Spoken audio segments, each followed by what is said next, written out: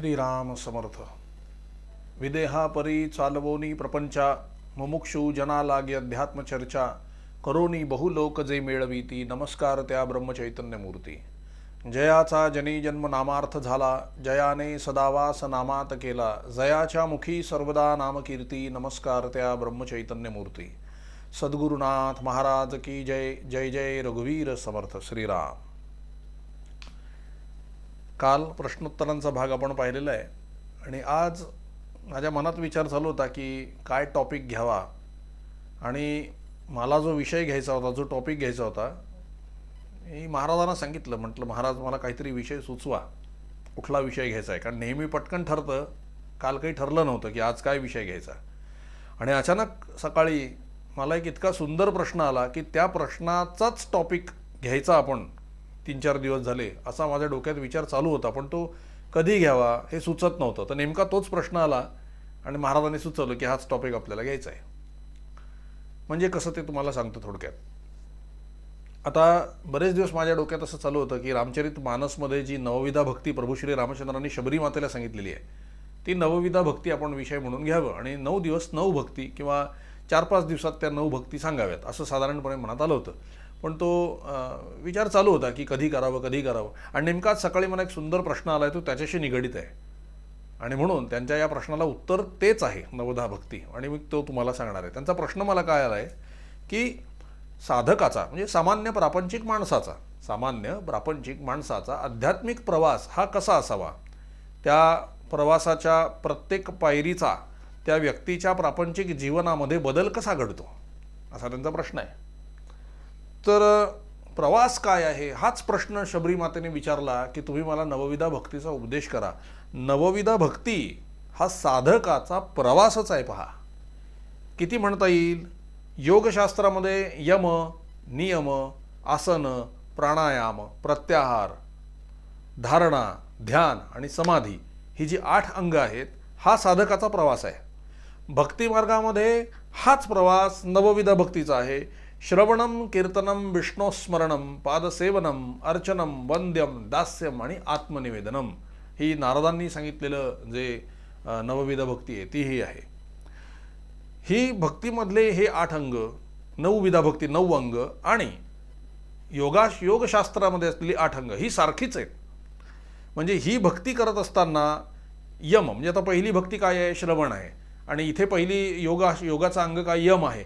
तर श्रवण करत असताना यमामध्ये जे जे काही सांगितलेलं आहे, यम या शब्दामध्ये जे जे काही सांगितलेलं आहे, आपलं आचरण कसं असलं पाहिजे, शुद्ध कसं असलं पाहिजे, हे सगळं गोष्टी क्रमाने घडतात. योगामध्ये ही 8 अंग, भक्तीमध्ये ही 8 अंग, 9 अंग. पण हे सामोपचाराने अगदी भक्ती तुम्ही केली, या नवविधा भक्तीप्रमाणे जरी भक्ती केली तरी आपल्याला योग साधतो. म्हणजे नावं जरी वेगळी असली तरी ॲटोमॅटिक या गोष्टी साधल्या जातात. म्हणजे परमेश्वर दर्शनाची आपली तयारी होते. आता योगाचा तर आता इथे आपला प्रश्न नाही. आता प्रश्न आहे नवविधा भक्ती. नवविधा भक्ती म्हणजे काय आहे. श्रवण आहे, कीर्तन आहे, स्मरण आहे, पादसेवन आहे, अर्चन म्हणजे पूजा करणे आहे, वंदम म्हणजे वंदना करणे आहे, दास्य भक्ती आहे, सख्य भक्ती आहे आणि आत्मनिवेदन भक्ती आहे. अशा 9 भक्ती सांगितलेल्या आहेत नारदांनी. शबरी मातेने ज्या वेळेला प्रभू श्री रामचंद्रांना हा प्रश्न विचारला, त्यावेळेला प्रभू श्री रामचंद्रांनी त्यांना नवविधा भक्ती सांगितली आहे, जी रामचरित मानसमध्ये आलेली आहे. आणि त्याला मानस भक्ती असं म्हणतात. रामचरित मानसमधली ती भक्ती आहे आणि ती थोडीशी दिसायला या नारदांच्या भक्तीपेक्षा वेगळी दिसते. प्रचलित आहे हीच नवविधा भक्ती प्रचलित आहे जी नारदांनी सांगितली. परंतु प्रभू श्री रामचंद्रांनी शबरी मातेला जी भक्ती सांगितलेली आहे ती दिसायला थोडीशी वेगळी आहे, पण ती श्रेष्ठ आहे. का श्रेष्ठ आहे? कारण नारदांनी सांगितलेल्या नवविधा भक्तीचा पूर्ण समावेश या प्रभू श्री रामचंद्रांनी शबरी मातेला सांगितलेल्या भक्तीमध्ये पूर्णपणे येतोय आणि तो जास्त सोपा आहे. अगदी सामान्यातल्या सामान्य लोकांना आचरण्यासारखा आहे. म्हणून ती नवविधा भक्ती जी आहे ती सर्वश्रेष्ठ ठरते. प्रभू श्री रामचंद्रांनी शबरी मातेला जी नवविधा भक्ती सांगितली ती सर्वश्रेष्ठ ठरते. आता यांच्या ज्या साधकांनी मला प्रश्न विचारला आहे त्या साधकाच्या प्रश्नाचं हे उत्तरच आहे की प्रवास कसा असावा साधकाचा. तर अशा प्रकारेच प्रवास असावा. तर आधी नवविधा भक्ती काय आहे, म्हणजे तो प्रवास काय आहे हे आपण आधी ऐकून घ्या. प्रभू श्री रामचंद्रांनी जी नवविधा भक्ती सांगितली ती काय आहे. काय म्हणले प्रभू. प्रथम भगती संतन कर संगा. आधी पूर्ण ऐकून घ्या, मग तुम्हाला मी अर्थ बरोबर नंतर सांगतो. प्रथम भगती संतन कर संगा, दुसरी रती मम कथा प्रसंगा, गुरुपद पंकज सेवा, तीसरी भक्ती अमान, चौथी भक्ती मम गुणगण, करई कपटत जगान, मंत्र जाप प्रभु दृढ विश्वासा, पंचम भजन जो वेद प्रकाशा, छटदमशील बिरती बहुकर्मा, निरत निरंतर सज्जन धर्मा, सातवा सममोहिमय जग देखा, मोते संत अधिक करी लेखा, आठवा जथा लाभ संतोषा, सपनेहु नहीं देखई परदोषा, नवम सरल सब सन छल हीना, मम भरोस हिय हर्ष न दीना. ही 9 प्रकारची भक्ती प्रभू श्री रामचंद्रांनी शबरी मातेला सांगितलेली आहे. आता याचा अर्थ तुम्हाला मी मराठीमध्ये समजावून सांगतो. प्रथम भगती संतन कर संगा, म्हणजे पहिली भक्ती काय आहे, म्हणजेच आपल्या साधकाचा सगळ्यात पहिला प्रवास परमार्थाकडे काय असला पाहिजे, संतन कर संगा, संतांची संगत हा पहिला प्रवास असला पाहिजे. म्हणजे ज्याला वाटतंय की मी भक्ती करावी, ज्याला वाटतंय की मी परमार्थ करायला हवा, तर नेमकी कुठून सुरुवात करावी हे समजत नाही. मग सगळे आहे त्याच्यामध्ये, नामस्मरण आहे, सगळं आहे, पण सुरुवात कशी करावी, तर याला अतिशय योग्य मार्गदर्शन प्रभू श्री रामचंद्रांनी केलेलं आहे. ते म्हणजे पहिलं काय करावं म्हणाले, संतांची संगत करावी. प्रथम भगती संतन कर संगा, दुसरी रती मम कथा प्रसंगा.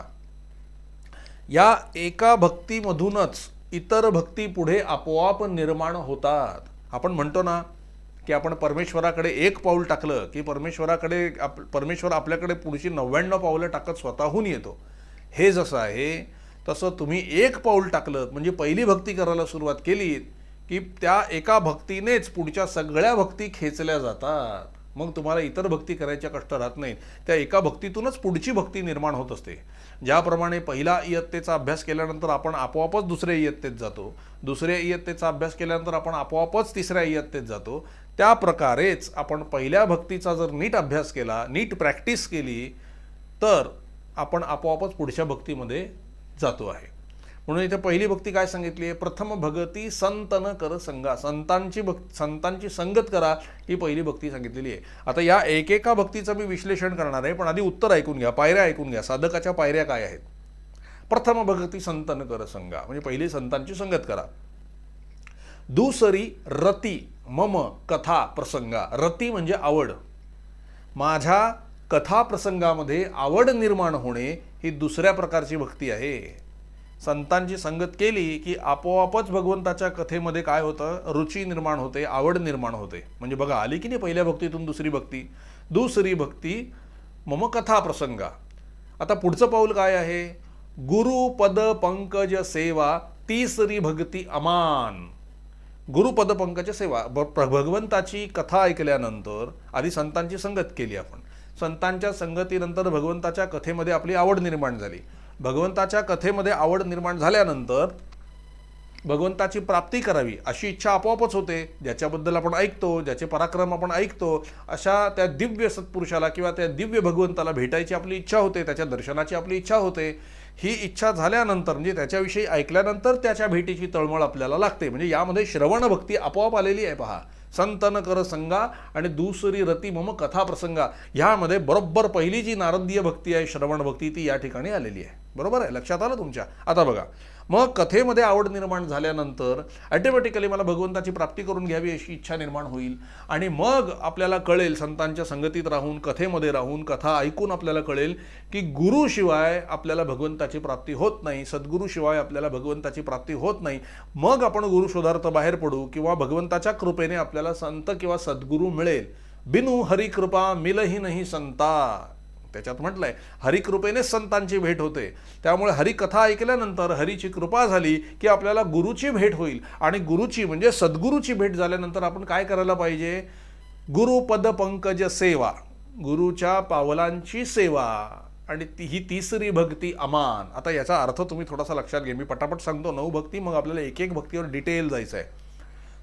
गुरुपद पंकज सेवा म्हणजे गुरुच्या पावलांची सेवा, म्हणजे दिवसभर गुरुचे पाय दाबत राहणं का नव्हे, सारखं त्यांच्या चरण कमलांना वंदन करून त्यांच्या चरणाजवळ बसून ते काही ज्ञानामृत आपल्याला पाजणार आहेत, ते आपण सानंद आपल्या हृदयामध्ये साठवायचा आहे. त्या सद्गुरूंची जी काही आपल्याला आज्ञा होईल ती तंतोतंत आपण पाळायची आहे. त्यांनी दिलेली जी काही सद्वस्तू आपल्याला आहे ते अतिशय आपण जपून ठेवायची आहे. त्यांच्या आज्ञेचं आपल्याला पूर्णपणे पालन करायचं आहे. आणि कसं पालन करायचं आहे? अमान, स्वतःचा कुठलाही मान सन्मान इगो त्या ठिकाणी न ठेवता संत सांगतील त्याप्रमाणे वागायचं आहे. बघा, गुरुपद पंकज सेवा तिसरी भक्ती अमान.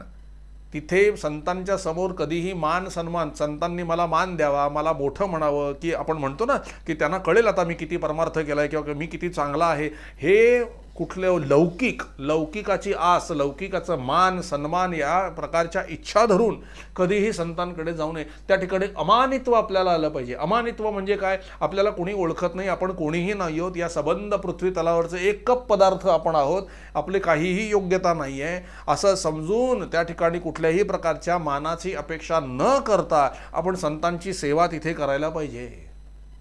म्हणजे असं नाही की आपण एखाद्या तीर्थक्षेत्राला गेलो किंवा आपल्या सद्गुरूंच्या घरी गेलो तर आपल्या मनात येतं बऱ्याच वेळेला की मी तर इंजिनियर आहे, मग मला ते झाडू मारायला कसं सांगतात, मी तर डॉक्टर आहे, मी एवढा मोठा आहे, मग ते मला सेवा करायला कशी सांगतात, मला वाढायला कसं सांगतात, मी तर अमका आहे, मी तर तमका आहे.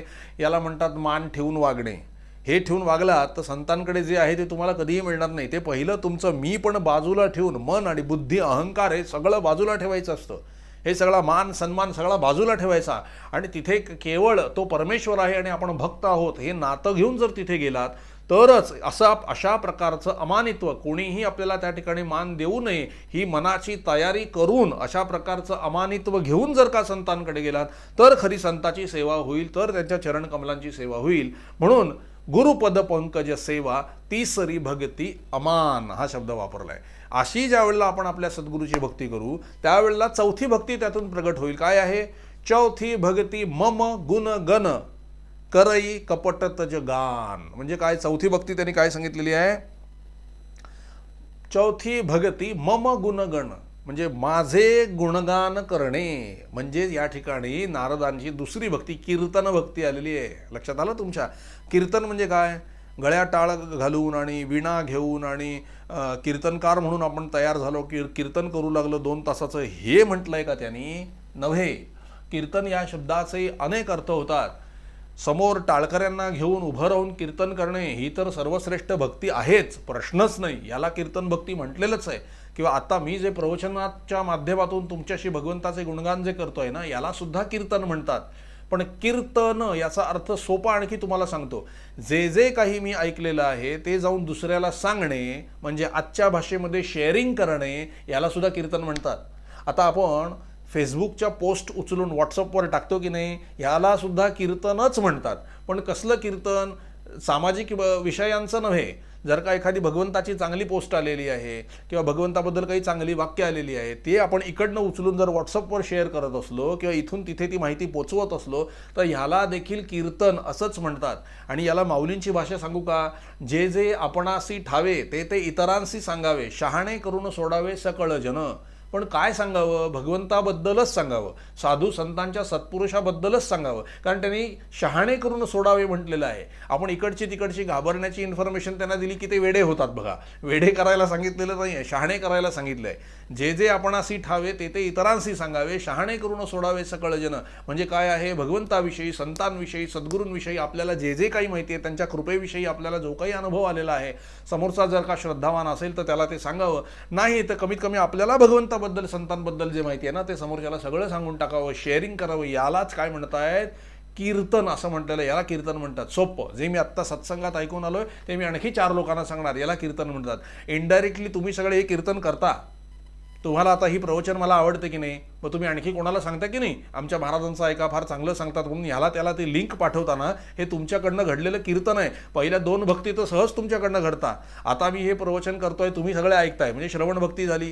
तुम्ही तीच पोस्ट सगळ्यांना फॉरवर्ड करताय त्यांनी ऐकावं म्हणून, हे यालाच कीर्तन म्हणतात. आणि मग सगळ्यांना आनंद होऊन तुम्ही जेव्हा भगवंताचं स्मरण होतं या श्रवणानंतर, कीर्तनानंतर जेव्हा तुम्हाला स्मरण होतं ते स्मरण झालं. ही तिसरी भक्ती. बघा, एकातून एक भक्ती निर्माण होत जाते. हे जसं आहे तसं कीर्तन याचा सोपा अर्थ आहे भगवंताबद्दल, संतांबद्दल जे मला माहिती आहे ते मी दुसऱ्यांना सांगणे, याला कीर्तन म्हणतात. आता आणखी कीर्तन शब्दाचा अर्थ सांगतो बघा. कीर्तन मध्ये कीर्त असा शब्द आलाय. आता हे जे रातकिडे पहा, पूर्वी आता दिसत नाहीत फार, पूर्वी किर असा आवाज यायचा बघा, या त्यांची किरकिर जे आपण म्हणतो आहे, किंवा त्या रातकिड्यांचा आवाज किर. काय आहे त्या आवाजामध्ये? एकाच ध्वनीचं रिपिटेशन आहे बघा त्याच्यामध्ये. किर असा ध्वनी सारखा येतो बघा, एकाच ध्वनीचं रिपिटेशन आहे. किंबहुना आपण आपल्या घरामध्ये लहान मुलं जर का गडबड करत असतील, आपण काय म्हणतो, काय किरकिर लावली आमच्या मागे, काय किरकिर करतो. किरकिर करतो म्हणजे काय आहे? एकाच प्रकारचं रडणं जर समोरचा गात राहिला किंवा गडबड करत बसला, एकच गोष्ट वारंवार सांगतो आहे, तर आपण त्याला काय म्हणतोय? किरकिर म्हणतोय. याचा किर या शब्दाचा अर्थ कळला का? कीर्त या शब्दाचा अर्थ आहे रिपिटेशन, म्हणजे एखाद्या गोष्टीची पुनरावृत्ती सारखी करणे, एकाच गोष्टीची सारखी पुनरावृत्ती करणे म्हणजे कीर्तन. म्हणजे आता ही कथा मी तुम्हाला सांगतो, हे तुम्ही पुढे सांगणार, याला म्हणायचं कीर्तन. आणि श्रीराम जय राम जय जय राम, श्रीराम जय राम जय जय राम, श्रीराम जय राम जय जय राम, श्रीराम जय राम जय जय राम, एकाच शब्दाचं, भगवंताच्या शब्दाचं सारखं रिपिटेशन करणे, पुनरावृत्ती करणे, याला सुद्धा कीर्तन असंच म्हणतात. लक्षात आलं? कीर्तन या शब्दाचा अर्थ हा आहे. आता कीर्तन म्हणजे काय तुम्हाला कळलं असेल. मग आता काय म्हणले त्यांनी? चौथी भगती मम गुणगण, म्हणजे माझ्या गुणांचं गुणगान करणे म्हणजे कीर्तन करणे. मम गुणगण करई कपट तज गान. गान कसं करावं? कपट तज, तज म्हणजे त्याग करणे, कपटाचा त्याग करणे, कपटाचा त्याग करून माझे गुणगान गा. आता आपण म्हणतो भगवंताचं गुणगान करताना काय कपट आपण करतोय? हे बघा, आता सांगतो कपट काय आहे. मी भगवंताचं गुणगान करतो आहे, ही भक्ती आहे. भक्ती ही निष्काम असावी लागते, बरोबर आहे की नाही? मग मी भगवंताचं गुणगान करतो आहे म्हणून लोकांनी मला चांगलं म्हणावं, मला मान द्यावा, मी आता बुवा झालो, मी आता मोठा झालो, मी आता महाराज झालेलो आहे, मला लोकांनी पैसे द्यायला पाहिजे, लोक जगामध्ये मान सन्मान मिळाला पाहिजे, माझ्याकडे गाडी बंगला कार पाहिजे, ह्या सगळ्या जर अपेक्षा तुम्ही केल्या तर ही भक्ती होत नाही. भक्ती ही निष्काम असली पाहिजे, की मला आवडतं, भगवंत हा माझ्या आवडीचा विषय आहे म्हणून मी त्याचे गुणगान करतोय. त्याचे गुणगान केले की मला त्याचं स्मरण राहतंय, मला स्मरण राहावं, मला भगवंताचं, माझ्या उपास्य दैवतेचं अखंड स्मरण राहावं म्हणून मी गुणगान गातोय. गुणगान गाणे हे एक प्रक्रिया आहे भगवंताचं स्मरण करण्याची. जसं नामस्मरण आहे तसं भगवंताचे गुणगान गाणे हे भगवंताचं स्मरण ठेवण्याची एक प्रक्रिया आहे. म्हणून माझ्या आवडीसाठी, मला त्याचं स्मरण राहण्यासाठी मी जेव्हा भगवंताचे गुणगान गातो तेव्हा ती निष्काम भक्ती आहे. हे आता प्रवचनं काही तुम्हाला काहीतरी मिळावं याच्यासाठी मी मुळीच करत नाही आहे. हे करत असताना मला भगवंताचं स्मरण राहावं, मला महाराजांचं सारखं स्मरण राहावं म्हणून मी हे करतोय. त्यातून तुमचा फायदा होत असेल, तुम्हाला तुमच्या प्रश्नांची उत्तरं मिळत असेल, पुढचं पाऊल प्रकाशित होत असेल भक्तीमध्ये, तर तो संबंध महाराजांचा आहे, ते महाराजांनी तुमच्यासाठी केलेलं आहे. मी तुमच्यासाठी खरोखर काही करत नाही आहे. मी केवळ माझी भक्ती कशी वाढेल, मला कसं भगवंताचं स्मरण ठेवता येईल हे मी करतोय. कारण मी भगवंताच्या स्मरणाने जर भरलो ना तर मला पाहणारे ऑटोमॅटिकच भगवंताच्या स्मरणाने भरून जातील. ज्याप्रमाणे सूर्य उगवल्यानंतर सगळीकडे उजेड पडतो, तद्वतच मीच जर भगवंताच्या स्मरणाने आतून बाहेरून भरून गेलो ना तर मला जे पाहतायत ना त्यांच्यापर्यंत सुद्धा, मला जे ऐकतायत ना त्यांच्यापर्यंत सुद्धा ते व्हायब्रेशन्स ऑटोमॅटिक पोहोचतील आणि तुम्ही सगळे भगवंताच्या प्रेमाने भरून जाल. म्हणून इनडायरेक्टली मी तुमच्यासाठी काही करत नाही म्हणजे काय आहे, हे करता करविता रामच आहे. मी माझी जितकी भक्ती वाढवेन ना तितकी ऑटोमॅटिक तुमची भक्ती वाढणार आहे. पहा, हे आहे. म्हणून मी खास करून तुमच्यासाठी काही करतोय अशातला भाग नाही आहे. मलाही आनंद आहे भक्तीमध्ये, तुम्हालाही आनंद आहे भक्तीमध्ये. मलाही भगवंताबद्दल ऐकलेलं आणि गायलेलं आवडतं, तुम्हालाही भगवंताबद्दल ऐकायला आवडतं. आपल्या दोघांचा यात कार्यभाग साध्य होणार आहे म्हणून त्या दृष्टीने हा उपक्रम आपण राबवलेला आहे. पण यातलं मूळ कारण हे आहे, मला भगवंताचं स्मरण व्हावं आणि माझी भक्ती पुढे सरकावी. हा म्हणजे मला भगवंताचं सारखं स्मरण राहून मला त्यामध्ये आनंद मिळावा म्हणून मी हे करतोय. आणि इनडायरेक्टली ऑटोमॅटिक काहीही न करता ते तुमच्यापर्यंत राम पोचवतो आहे आणि त्यातून तुम्हालाही भगवंताचं स्मरण राहतं आणि तुम्हालाही आनंद मिळतोय.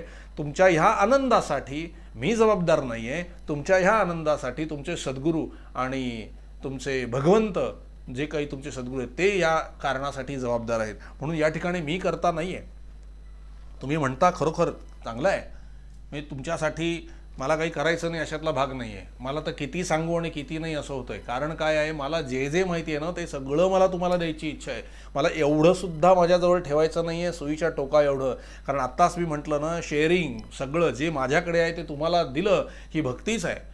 मी काहीतरी सांगून तुमच्या मनाला प्रसन्नता होणार असेल, तुमच्या प्रपंचामध्ये बदल होणार असतील, तुम्हाला आनंद मिळणार असेल, तर हे सगळं मला करायचंच आहे तुमच्यासाठी, प्रश्नच नाही आहे. पण ते तुमच्यासाठी करत असताना सगळ्यात पहिल्यांदी आधी मीच जर आनंदाने भरलेलो असेल तर तुम्हाला आनंद मिळणार ना. म्हणून मी भगवंताचं स्मरण करून भरून जातो आणि मग ते तुम्हाला मिळतं. म्हणून मला भगवंताचं स्मरण राहावं म्हणून मी हे करतोय. म्हणजे ऑटोमॅटिकच तुम्हाला भगवंताचं स्मरण राहून तुम्ही त्या गोष्टीमध्ये पुढे जाल, नाही का.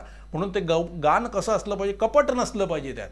म्हणजे उगीच तुमचं कल्याण व्हावं, तुमचं चांगलं व्हावं, मी तुमचं कल्याण करून देतो असं म्हणून की भगवंताचं गुणगान करणे हा धोका आहे, हे कपट आहे. अहो, मीच माझं कल्याण करू शकत नाही, मी तुमचं काय कल्याण करू शकणार आहे, नाही का. आधी मी जर स्वतःचं कल्याण करून घेतलं तरच मी तुमचं कल्याण करू शकेन की नाही.